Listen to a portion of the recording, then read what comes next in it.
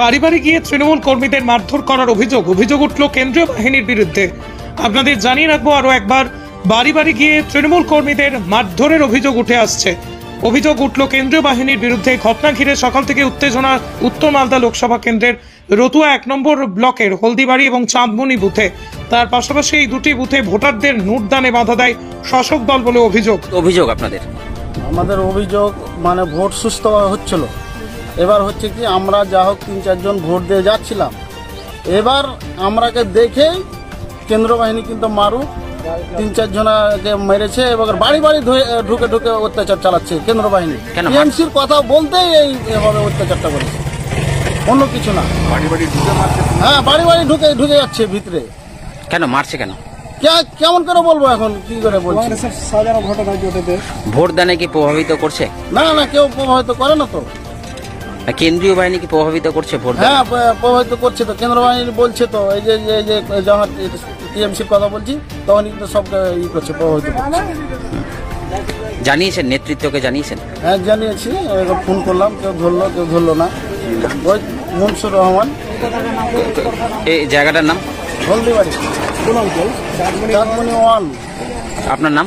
মনসুর রহমান। তৃণমূলীদের প্রবেশ করতে দেওয়া হচ্ছে না।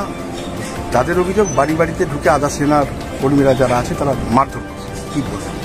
আমরা আগেও আতঙ্ক প্রকাশ করেছিলাম। আমরা বলেছিলাম যে কেন্দ্র বাহিনী দিয়ে মানে আমাদের ভোটকে তারা তুচ্ছরূপ করে দিতে পারে, যেভাবে সিবিআই ইডি দিয়ে পশ্চিমবঙ্গটাকে প্রশ্নস করার চেষ্টা করছে, মেরুদণ্ড ভেঙে দেওয়ার চেষ্টা করছে। একই কায়দায় তারা আজকে কেন্দ্র বাহিনী দিয়ে ভোটটাকে তারা বিজেপির পক্ষে নিয়ে যাওয়ার চেষ্টা করছে। তারই প্রমাণ আপনি দেখেছেন। চাঁদমনি 1 নম্বর অঞ্চলে বিভিন্ন জায়গায় বাড়ি বাড়ি ঢুকে যাচ্ছে কেন্দ্র বাহিনী এবং মারপিট করছে। ইতিমধ্যে আমাদের শিলপুর 2 নম্বর অঞ্চলের প্রধান, আনন্দপুর বিধানসভা কেন্দ্রের শিলপুর 2 নম্বর অঞ্চলের প্রধান আনিকুলসকে বেধড়কভাবে ভোট দিতে যায়ও এবং তার বেধড়ক ধরে মেরেছে। অনেকক্ষণ ধরে বন্ধ রেখেছিল, রক্তাক্ত করে দিয়েছে, হাতটা ফাটিয়ে দিয়েছে মেরে।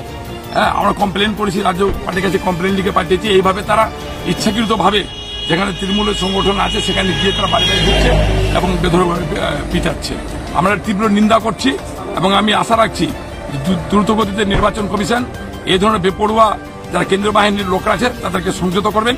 আর মানুষ যেভাবে মমতা ব্যানার্জির নির্দেশে সুষ্ঠুভাবে নির্বাচন করাচ্ছেন, আমরা সকলে করাচ্ছি, সেভাবে যেন সুষ্ঠু নির্বাচন হয়, এটা আমি অনুরোধ রাখছি। দাদা, একইভাবে দুষ্কৃতীরা হামলা করেছে, সেটাও কিভাবে দেখছেন? আমি বলছি তো যে এখানে যারাই এটা করুক না কেন সেটা ঠিক করছে না।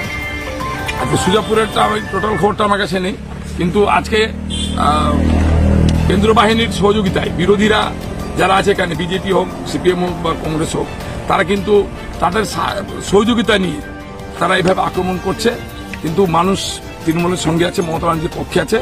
64 জুন প্রমাণ করে দিব। এখনো পর্যন্ত কি দেখছেন মালদায় ভোটের পরিস্থিতি? মালদায় আমরা 2টো সিটে ব্যাপক হারে জিতবো। এখন পর্যন্ত যা ভোট হয়েছে তা প্রায় বেশিরভাগ ভোটই আমাদের পক্ষে আছে, তৃণমূলের পক্ষে আছে, মমতা ব্যানার্জির পক্ষে আছে।